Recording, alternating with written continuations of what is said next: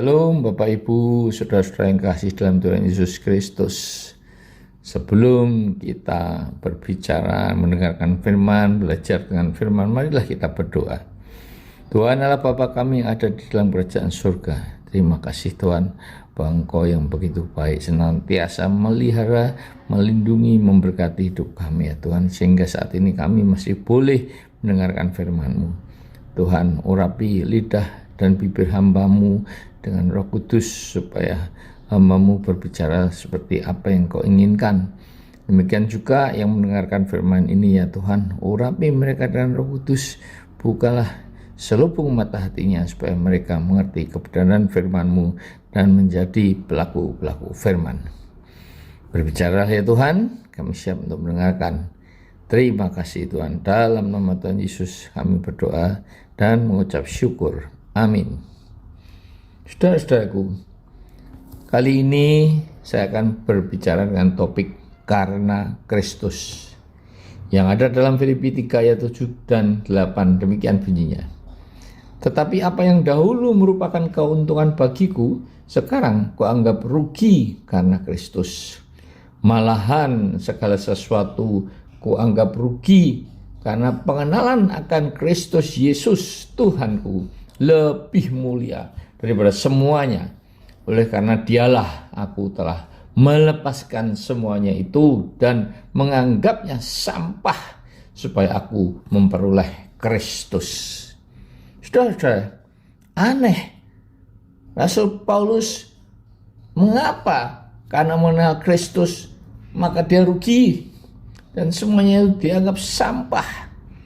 Padahal mimbar-mimbar sering promosi dan mengiklankan bahwa jika mengikut Kristus maka hidupnya akan berkelimpahan, hutangnya terbayar, hidup sukses, menekankan tabur dan tuai dan sebagainya.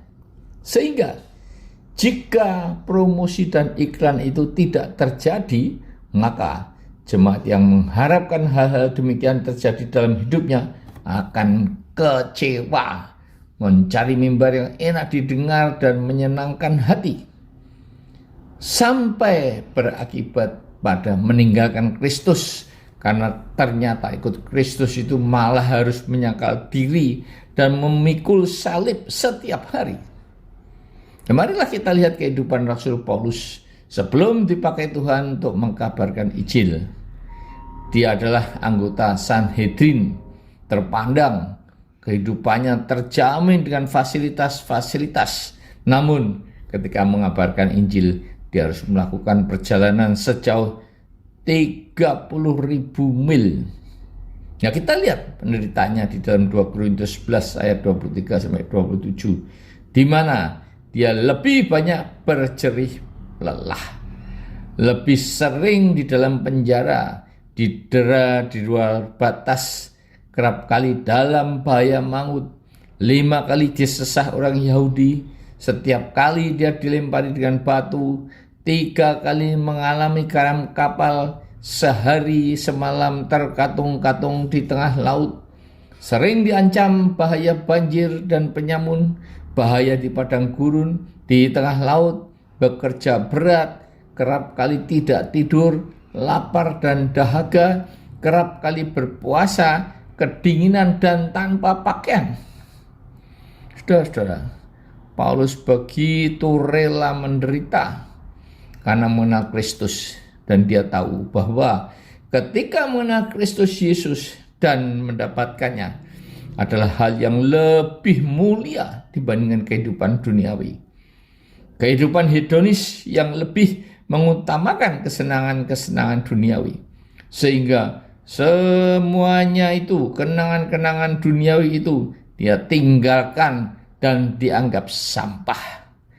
Dan dia mengejar untuk mendapatkan mahkota kehidupan. Kesenangan dan kehidupan duniawi oleh Rasul Paulus dianggap sebagai sampah.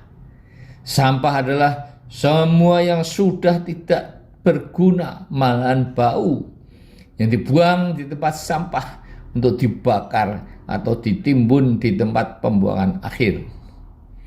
Nah, sekarang bagaimana dengan kehidupan saudara dan saya? Apakah saudara dan saya juga merasa rugi karena mengenal Kristus demi untuk memperoleh mahkota kehidupan dan hidup kekal di surga?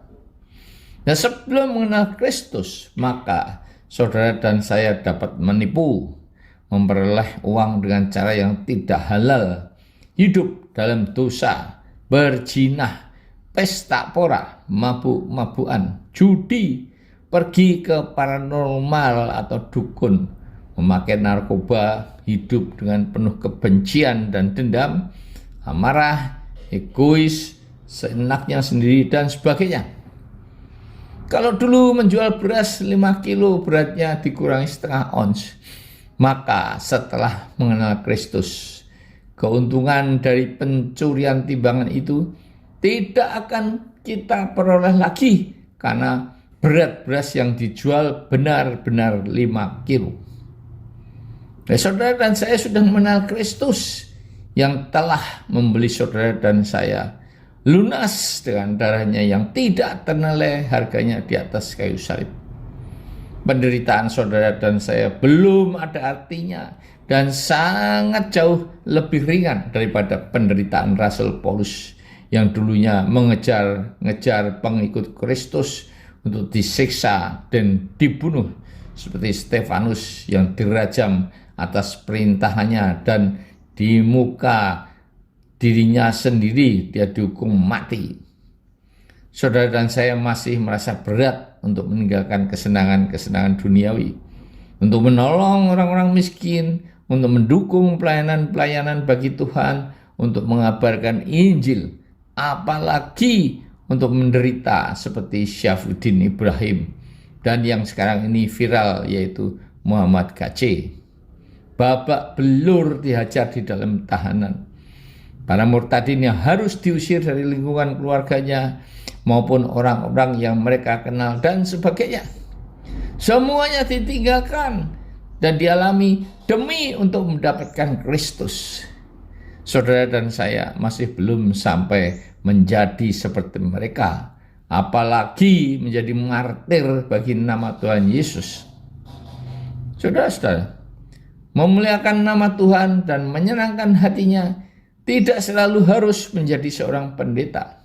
Namun, dengan mendukung pelayanan Tuhan dan menolong orang miskin, memberi makan orang-orang kelaparan, menghibur orang-orang yang sedang dalam kesusahan ataupun berada dalam masalah, menjenguk orang-orang sakit, mengasihi sesama kita dengan tindakan-tindakan yang nyata dan bukan hanya sekedar lip service saja.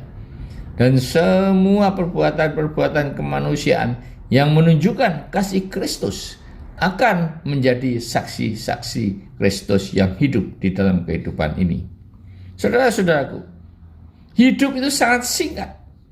Kematian dan kedatangan Tuhan Yesus yang kedua turun di awan pasti terjadi dan dapat terjadi kapan saja, setiap saat. Karena itu, berbuatlah seolah-olah hari ini adalah hari terakhir kehidupan saudara dan saya di dunia ini. Jika sangkakala berbunyi, ku ada. Itulah yang kita inginkan. Mumpung masih ada kesempatan, karena dulu waktu masih kuliah, menunda melayani Tuhan dengan alasan jika sudah selesai kuliah dan bekerja. Namun setelah bekerja, menunggu nanti saja kalau sudah menikah. Dan laki-laki setelah menikah masih menunggu jika sudah punya anak. Tetapi jika sesudah mempunyai cucu, masih sibuk ngomong cucu dan seterusnya sampai nafasnya berhenti. It's too late, sudah terlambat, saudara-saudara. Saudara-saudara, the bad news, time is running. Kabar jeleknya, waktu selalu berlalu, terus berjalan. Tetapi the good news, you are the pilot. Berita baiknya, saudara adalah sang pilot yang mengendalikan waktu itu. Amin.